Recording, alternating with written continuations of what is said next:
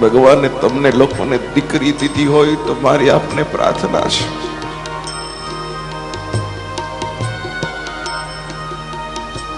દીકરીને બહુ પ્યાર કરજો, પેટ ભરીને પ્યાર કરજો, દીકરીની તમામ જીદ પૂરી કરજો, દીકરીને જેટલું દેવાય એટલું સુખ તમે તમારા પિયરની માલિકો આપજો. દીકરીના માથે હાથ ફેરવતા રહેજો. દીકરા માટે 2 વાર ઓછો હાથ ફેરવજો, પણ આ નિયાણી ઉપર 2 વાર વધારે હાથ ફેરવજો.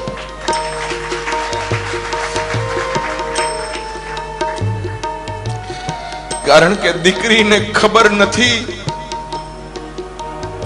હું એટલા માટે તમને દીકરીને પ્યાર કરવાનું કહું છું, કારણ કે પુરુષ તો જન્મે તો એનું સ્મશાન નક્કી છે કે ક્યાં જન્મો છે ત્યાં જ એને અગ્નિદાહ દેવાય, પણ દીકરીઓનું તો જન્મ સ્થાન નક્કી છે, પણ દીકરીઓના તો મહાન નક્કી નથી કે એ જન્મી ક્યાં ને અગ્નિદાહ ક્યાં દેવાનો છે. દીકરીઓની જિંદગીમાં કેટલી ભલી કેટલી ભોળી. એનો બાપ એમ કે બેટા ઠેકાણું બહુ સારું છે, અને દીકરી આ પાડે અને કોઈ દી ન જોયા હોય, કદી ન ઓળખતી હોય એવા કુટુંબની માલિકો જેમ દૂધમાં સાકર બળે એમ ભળી જાય અને સખત એક જ વિચાર કરે, મારા બાપની આબરૂ સાચવવાની છે, મારા બાપની ઇજ્જત સાચવવાની છે. સહન કરતી જાય, સહન કરે એનું નામ દીકરી.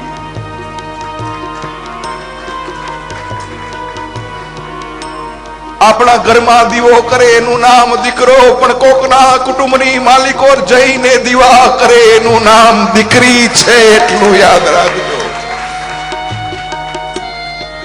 એવી દીકરીને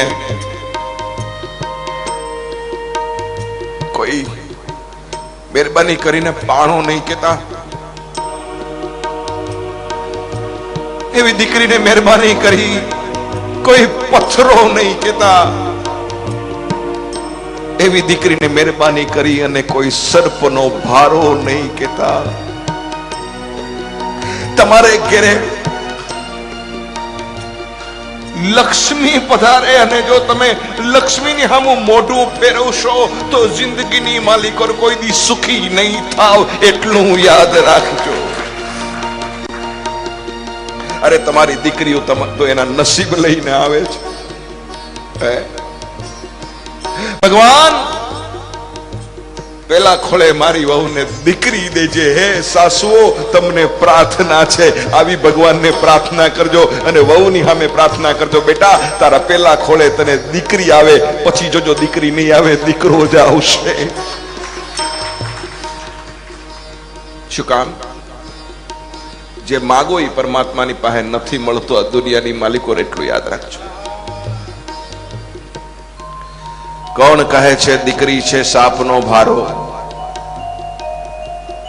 કોણ કહે છે કે દીકરી છે સાપનો ભારો? અરે અમે તો કહી છીએ કે આ બધી દીકરીઓ તો છે તુલસીનો ક્યારો.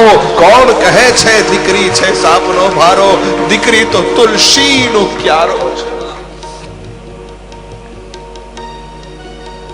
રાવણને જો એક દીકરી હોત ને તો સીતાજીનું હરણ ન થયું હોત, અને દશરથને એક દીકરી હોત તો રામને વનવાસ ન થયો હોત. तुलसी की रामायण का चित्र कुछ अलग ही होता. દીકરી માંગજો.